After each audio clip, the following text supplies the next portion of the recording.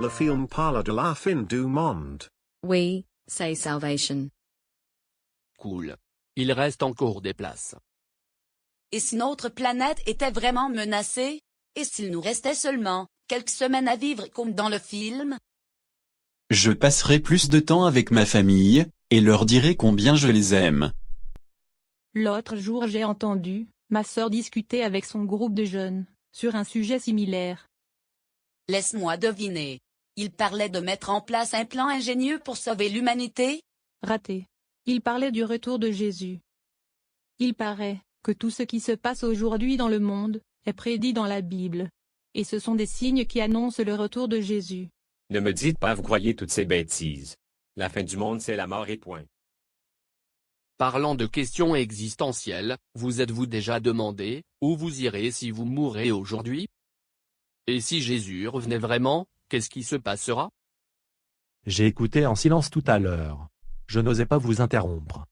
Mais dis-moi qu'est-ce qui se passera, si je meurs aujourd'hui, ou si Jésus revient? Bonne question. Juste 5 pas pour toi. Mais voici les deux scénarios possibles. 1. Tu as accepté Jésus comme ton Seigneur et ton Sauveur personnel. Dans ce cas, après la mort, tu iras au paradis. Et si Jésus revient, il te prendra avec lui à condition que tu sois prêt. 2. Tu n'as pas reçu Jésus comme Seigneur et Sauveur. Peut-être même que tu refuses de le faire.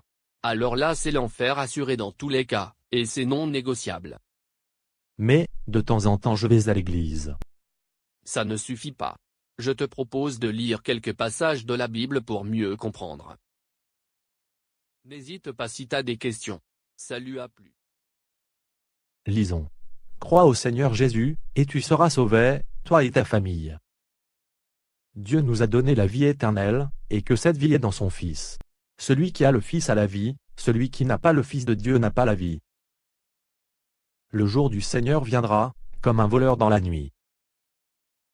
Car le Seigneur lui-même, à un signal donné, à la voix d'un archange, et au son de la trompette de Dieu, descendra du ciel, et les morts en Christ ressusciteront premièrement. Ensuite, nous les vivants, qui serons restés, nous serons tous ensemble enlevés avec eux sur des nuées, à la rencontre du Seigneur dans les airs, et ainsi nous serons toujours avec le Seigneur. De toute façon, je n'ai rien à perdre, au mieux je serai enlevé avec Jésus.